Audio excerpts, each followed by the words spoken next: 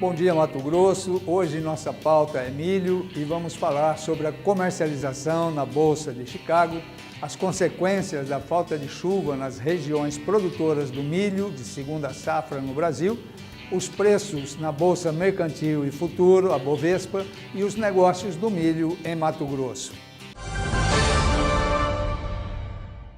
Depois das altas registradas recentemente, o mercado internacional passa por correções técnicas, conforme destacam os analistas. Somente na última semana, as cotações do milho subiram mais de 4%. Já no balanço mensal, a valorização ficou em 2,5% e, de acordo com os dados reportados pela Comissão da Negociação de Futuros de Commodities, na última sexta-feira, na semana até o dia 26 de abril, a posição líquida dos gestores, que estava negativa na semana anterior, foi positiva para 70.781 contratos. Na comercialização do milho em Chicago, o mercado realiza lucros e amplia perdas ao longo do pregão desta segunda-feira. Os futuros do milho negociados ampliaram as perdas e, perto das 12 horas de Brasília, as principais posições da commodity exibiam quedas entre 4,25 e 5 pontos. O vencimento para maio era cotado a $3,85 por bushel e dezembro a $3,90 por bushel. As cotações têm encontrado suporte nas informações sobre o milho de segunda safra brasileiro, conforme ponderam os especialistas. Durante o mês de abril, as lavouras das principais regiões produtoras no Brasil sofreram muito com a ausência de chuvas e altas temperaturas.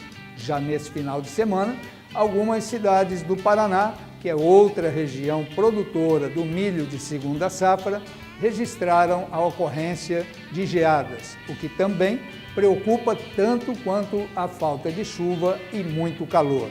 Conforme já falamos em programas anteriores, quando nossa pauta era milho, já existe escassez desta commodity no mercado brasileiro e o governo já tratou de isentar a tarifa de importação de 1 milhão de toneladas de milho desde que venha de fora do Mercosul. Inclusive, na semana anterior, já havia comentários no mercado sobre uma carga de milho vinda dos Estados Unidos, que fora vendida para os brasileiros. Funciona assim: está faltando milho no Brasil, é necessário comprar de fora, como ocorreu há muito pouco tempo, quando os americanos compraram alguns milhões de toneladas de milho, inclusive aqui de Mato Grosso. Nós vamos fazer uma pausa para os comerciais e já voltamos. Estamos de volta com o programa Agrobusiness. Hoje, o USDA, Departamento de Agricultura dos Estados Unidos, informou que os embarques semanais de milho somaram perto de 1.160.000 toneladas na semana encerrada no dia 28 de abril. O volume ficou dentro das projeções das participações do mercado, que apontavam entre 1 milhão a 1.200.000 toneladas.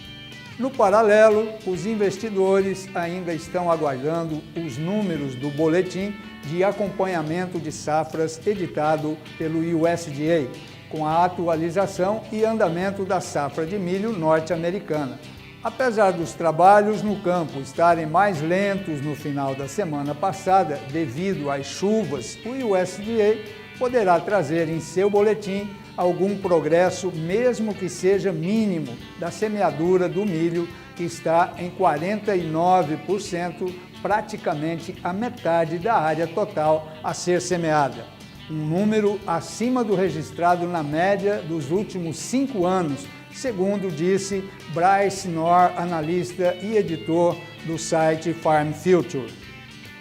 No Brasil, a Bolsa Mercantil e Futuro, Bovespa, as cotações futuras do milho operam em campo misto no pregão desta segunda-feira.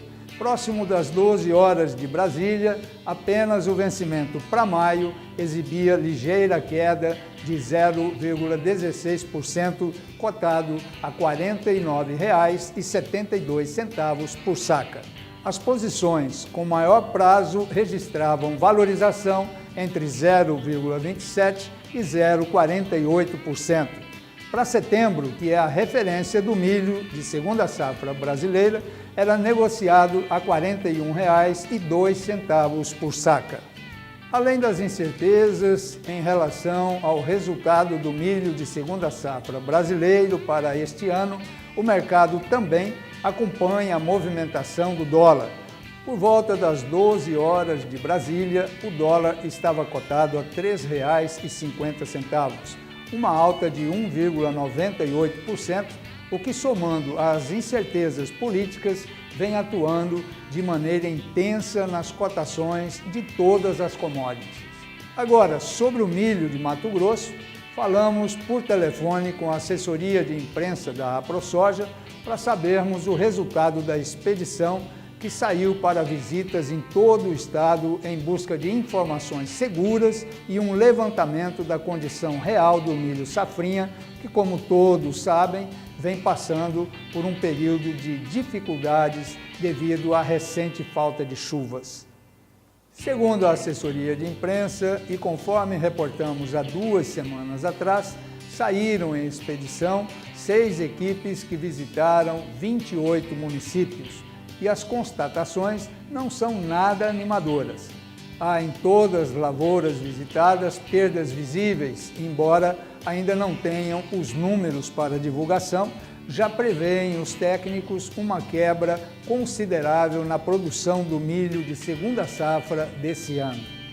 Em praticamente todas as regiões visitadas, que servem como amostra de campo, com representação da situação em todo o estado, as poucas chuvas que caíram na semana passada, já com muito atraso, não minimizou em nada a condição das lavouras que já estavam em fase de formação de grãos e, portanto, o que se viu foram espigas com poucos grãos. Até o final dessa semana, de acordo com a assessoria de imprensa, já podemos ter informações mais precisas sobre o resultado dessa expedição. Vamos para mais uma pausa para os comerciais e já voltamos. Estamos de volta com o programa Agrobusiness.